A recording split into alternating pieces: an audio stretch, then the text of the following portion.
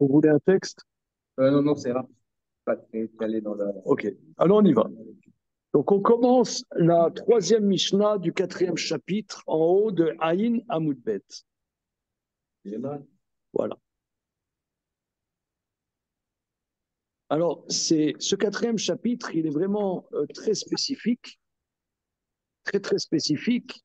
Les questions posées sont toutes des questions, euh, comment dire,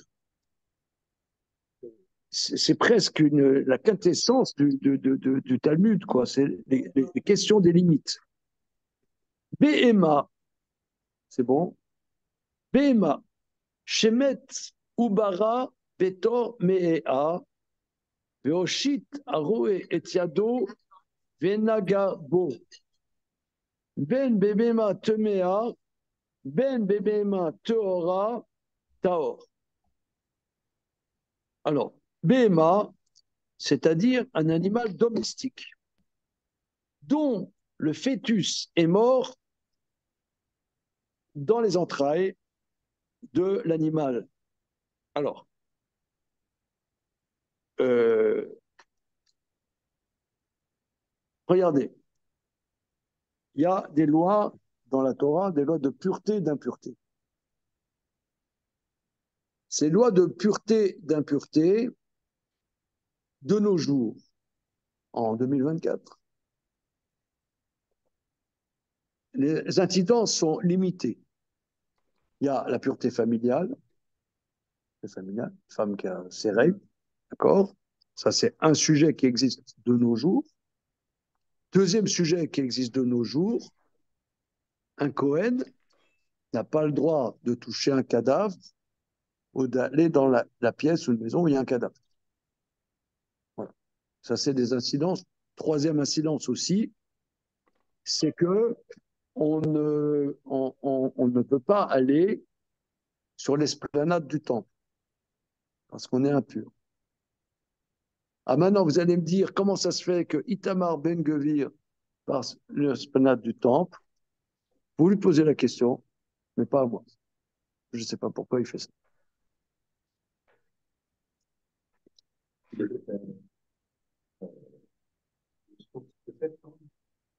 C'est plus compliqué parce qu'il faut la cendre de la vache rousse. Donc il est impur de la mort. Mais bon, peut-être qu'il pense que comme il est ministre, il a ça, ça dépasse. Je sais. Il y a beaucoup de non-ministres qui y vont. Comment? Beaucoup de gens qui ne sont pas ministres qui y vont. C'est qu'ils espèrent devenir ministre. Je n'en fais pas partie et moi, j'y vais pas. Mais il y a beaucoup de gens qui ne sont pas ministres qui y vont aussi. Oui. Il y a aussi, je connais, un très très grand Talmid Racham qui va aussi à certains endroits sur l'esplanade. Bon, ok. Mais en tout cas, c'est une incidence. C'est une incidence pratique. Bien.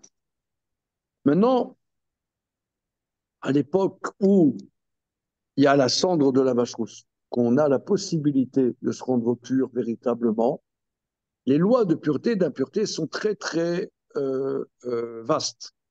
Très vastes. Alors, une vache meurt sans shrita, sans abattage rituel, on touche la chair de cette vache morte, oui, on est impur, on devient impur. Comment on devient pur dans ce cas-là? On va au mikvé et le soir on est pur. Bon.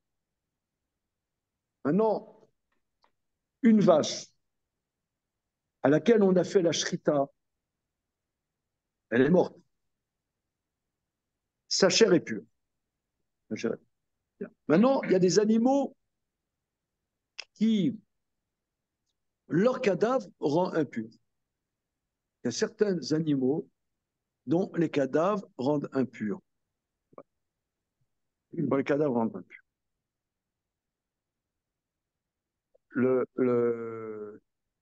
Par exemple, un, un, un âne qui est mort, un cheval qui est mort, tu touches, tu deviens pur. Ouais, ils sont perdus. L'âne et le cheval. Oui. Vous avez dit quoi? S'ils sont morts, oui, ils rendent impurs. C'est des animaux impurs. Voilà.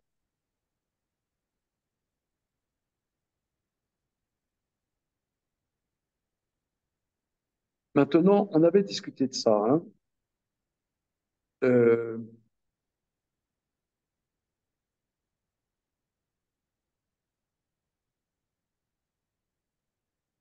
un cochon, un cochon mort, tu le touches, tu deviens impur. Voilà. Alors, ce étant, il y a un animal domestique dont le fœtus interne est mort. Donc, il y a une fausse couche, d'accord? Et le berger tend son bras et touche in utero le fœtus qui est mort. Alors, le premier avis dit que ça soit un animal impur ou un animal pur, le berger est pur. Contact avec le fœtus mort. Inside n'aura pas impur. Maintenant, comment? Par rapport à ce qu'on avait dit au début, c'est-à-dire, il n'est pas sorti de ce traitement, il n'y a pas de. Je ne dis pas, il n'y a pas d'interprétation, il est encore dans le cours de la. Oui, c'est ça. Voilà, c'est tout le sujet. On dirait qu'on est quand on est encore dans une zone amniotique, on pourrait dire, dans la sphère interne de la vache, enfin de l'animal, il n'y a encore pas du juridique. Le juridique va commencer après. Hein, voilà. Par contre, Rabbi aussi, à Galilée Omer, Rabbi aussi à Galilée dit, Betmea, tamé, si c'est un animal impur, par exemple, si c'est une ânesse, oui, une ânesse dont le fœtus est mort, alors tu touches, tu es impur à titre d'un nom qui est mort. Voilà. Ba teora taor. Par contre, si c'est une vache, bien qu'il y a l'impureté de la mort, mais l'impureté de la mort n'est pas efficace. Et cette fœtus est à l'intérieur. Mais si c'est un anon, là c'est impur. Alors, bon, hein, c'est des énigmes. C'est bon, on fait Je rater. me pose je sais pas si je me pose une question pour rentrer le berger pour toucher le fœtus, il doit toucher l'animal lui-même.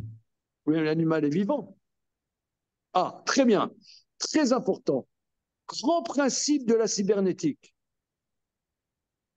Grand principe. Maïmonide dit, aucun animal ne rend impur de son vivant. Un animal ne rend impur que mort. Il n'y a que l'être humain qui, de son vivant, peut être source d'impureté.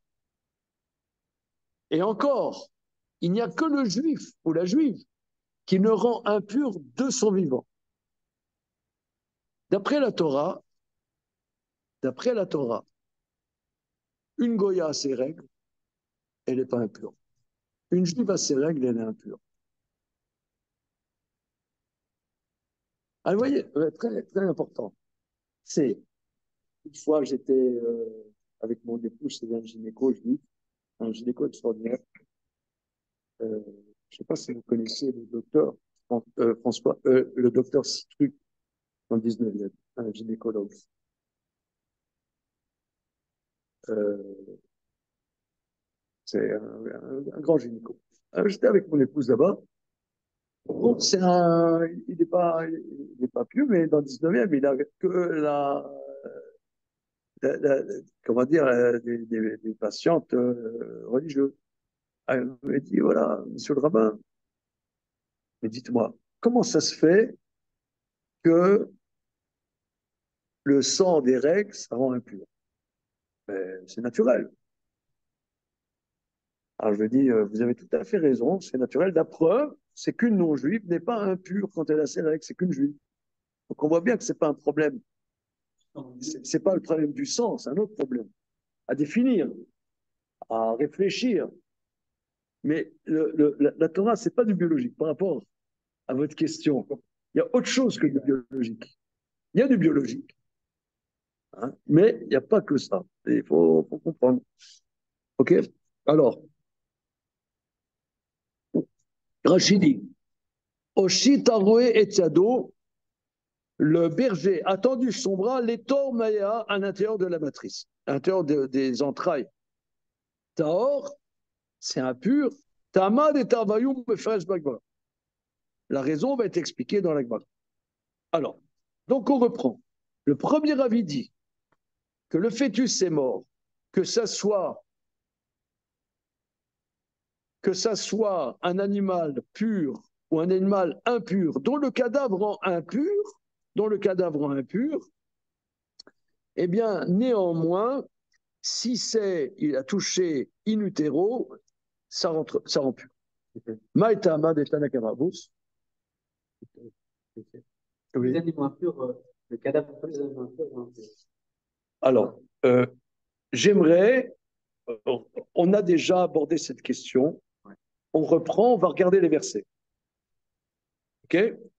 On va regarder les versets. Une seconde, je vais chercher des roumaches, parce que là, bon, ça va, monsieur Marc? Oui, je disais Kafdalet, je pense. Sous Kavdalet, tu dis?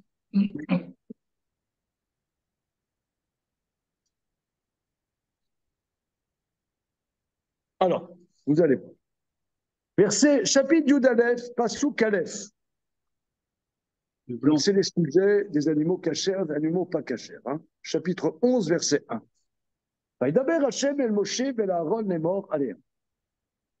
Dieu parle à Moshe, à Aaron, en leur disant Dabrou el Bene Israël est mort, Zot Achaya Asher Tochlou, Mikol Abema Asher Alavetz. Voilà l'animal vivant que vous mangerez de tous les animaux domestiques qui sont sur la terre. Kol Mafreset Parsa, Shot Sacher, Parasod, Mahalat Gera, Babema, Otatol. Tout ce qui, en un mot, qui a les sabots fendus et Malad Gera qui fait monter son aliment, donc il rumine dans les animaux domestiques, c'est ça ce que vous mangerez. Ar etze lotorlu mimale agera mimafrese à part ça. Voilà ce que vous ne mangerez pas de ce qui est soit ruminant, soit qui a le sabot fendu, un des deux. Par exemple, le gamal, le chameau, qui malé guéra ou le chameau, il rumine, par ça, et l'élomafris, mais il n'a pas le sabot fendu, tamé ou lachem, il est impur pour vous. Et ta chafan, qui malé guéra ou, par ça, lo yafris, tamé ou lachem. Le chafan, c'est quoi le chafan? Comment? La gerboise. Comment dire, il a copié, là. C'est vrai. Mais en hébreu moderne, c'est quoi chafan? C'est le lapin. Ah, parce que même moi, gerboise en français, Chafan, c'est le lapin. Voilà. Ah ouais. Bon, on va dire gerboise ou la lapin, car il rumine, mais il n'a pas le sabot fendu, c'est impur. Et ta arnevet, qui ma'alad gera'i par ça lo ifrissa. Verset 6. C'est quoi verset 6? Là, ils traduisent quoi? Le lièvre. D'accord. Le lièvre, il rumine, mais il n'a pas le sabot fendu. Temé, il achem, c'est impur pour vous. Et ta chazir, le porc, qui m'affrise par ça où il a le sabot fendu. Chosa chez ça, parassa, il a bien le sabot fendu, c'est bien fendu, bien. Mais, Gera lo yagir, mais il ne rumine pas, tami ou lachem. Regardez là, c'est ça, très important. Mi besaram le torlou,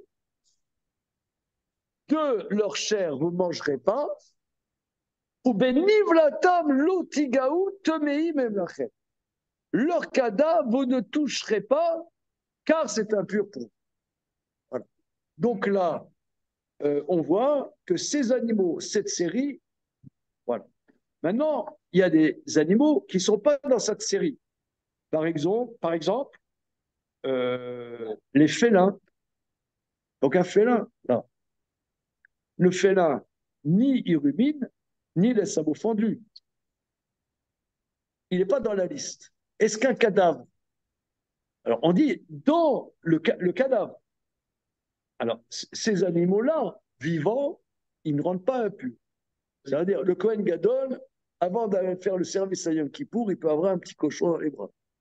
Ouais. D'accord. S'il veut, il n'est pas obligé. Non. Maintenant, est-ce que un, un cadavre de lion, un cadavre de chat, etc., est-ce que ça rend impur? Bon, ceux qu'on a le droit, n'a pas le droit de manger, ne sont pas impurs de leur vivant. Non, mais je parle mort, le cadavre. Le cadavre. Cadavre. Alors, c'est ça, en vérité, la question sous-entendue dans ce que tu as dit. Hein?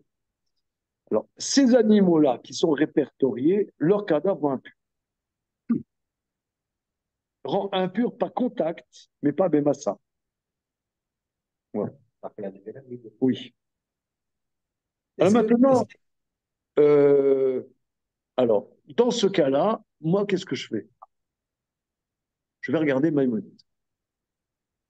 Parce que Rambam, Maïmonide, a répertorié tous ces sujets de manière unique, de manière vraiment magnifique. Est-ce qu'il y a une différence? Est-ce qu'il y a une différence entre être impur et l'interdiction de toucher? Ou en gros, est-ce qu'on n'a pas le droit de devenir impur? Il n'y a pas d'interdiction. Alors, il n'y a pas d'interdiction de toucher quelque chose d'impur. Alors, tu poses la question, Laurent. Alors là, notre ami Laurent est à Jérusalem. Hein, on travaille international ici. Alors, dis-moi, Givatzev, c'est Jérusalem? Givatzev, non, mais Pisgatzev. Pisgatzev, d'accord. C'est Jérusalem tant d'un point de vue municipalité que de Shushan Purim. Comment? Tant d'un point de vue de la municipalité que du point de vue de Purim, c'est Yerushalayim. Yerushalayim, d'accord, très bien, d'accord. Je te cherchais un peu. Je me suis trouvé. Comment? D'accord, je très me suis bien. Trouvé. Alors maintenant, ok. Donc, regardez Rashi, c'est écrit Benivlatam lotigaou, ne touchez pas. Alors, de la question de notre ami Laurent, c'est, on dirait qu'on n'a pas le droit de toucher ce qui est impur. Rashi répond à cette question. Donc, c'est impur le khadir. Non, pas. Quand ils sont morts, il ne pas les vivants, pas les toucher, même vivants. On a le droit. Non, toucher du vivant. On a le droit. Non, il n'y a aucun problème. Voilà. Ça veut dire, voilà, bon, on va faire connaissance petit à petit, vous allez voir un peu. Ça veut dire, il y a des loups-babis qui disent ah non, moi je ne veux pas que mon bébé il ait un nounours, parce que c'est un animal impur. Voilà.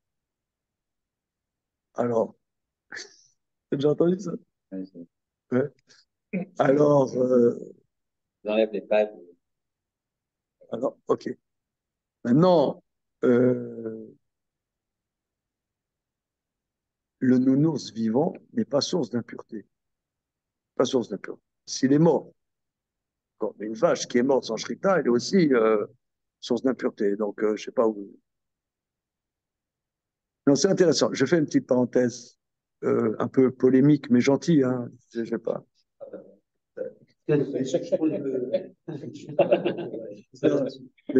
je ne suis pas, comment dire, aucune animosité. Aucune animosité. C'est simplement, des fois, il y a un côté religieux qui part, on ne sait même pas où ça part. On ne sait même pas dans quelle sphère. Nous, on est des talmudistes, ça veut dire on a une base. Tout est possible dans la Torah. Il faut seulement le prouver. Tout est possible. Il n'y a pas, quand on étudie, il n'y a pas de tabou. Mais il faut le prouver, c'est tout. Voilà. Alors, donc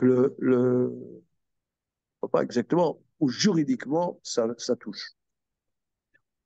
Maintenant, le verset dit, leur cadavre, vous ne toucherez pas. Oui. Alors, Rashi relève. Regardons le commentaire de Rashi. Ou bénivlatam lotigaou. Dans leur cadavre, vous ne toucherez pas sur le verset 8. Yachol, Yu Israël, Muzarim, Al Magan Evela.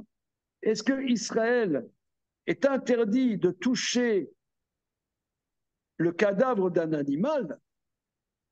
Talmud Lomar, le verset dit, est mort et la Kohanim.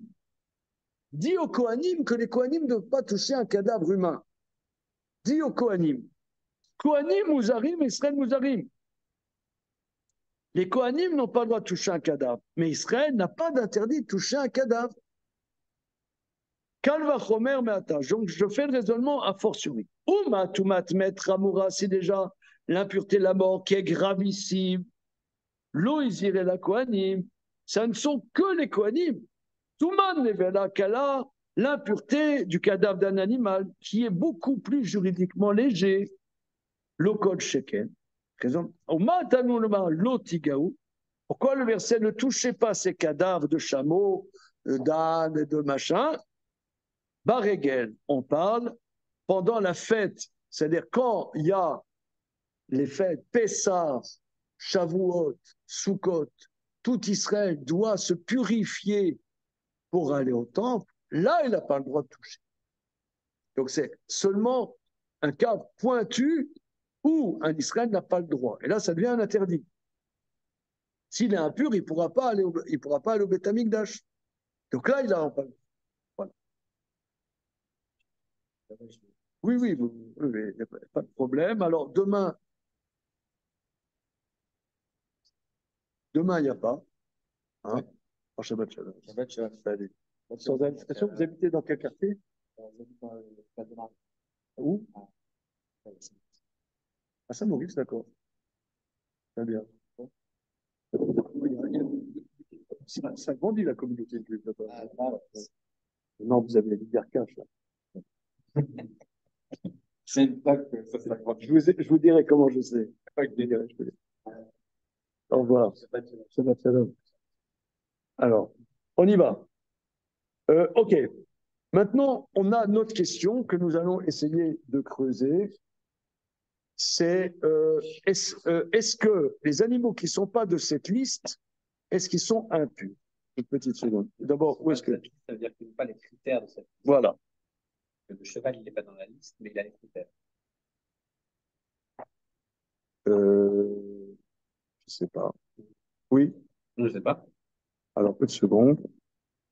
Le cheval, il est Eh bien, je crois que c'est le verset que je vous indiquais tout à l'heure. Comment? Je crois que c'est pour les versets que je vous indiquais tout à l'heure.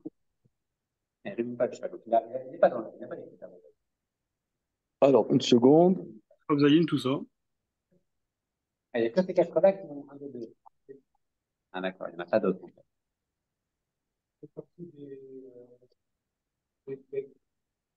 Ah oui, ouais.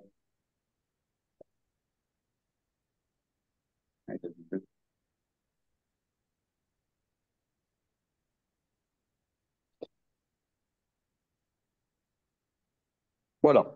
Alors, c'est Alachot Shear Avot Atumot. Je vais en chercher un troisième. Une seconde. Non, on fait un pro.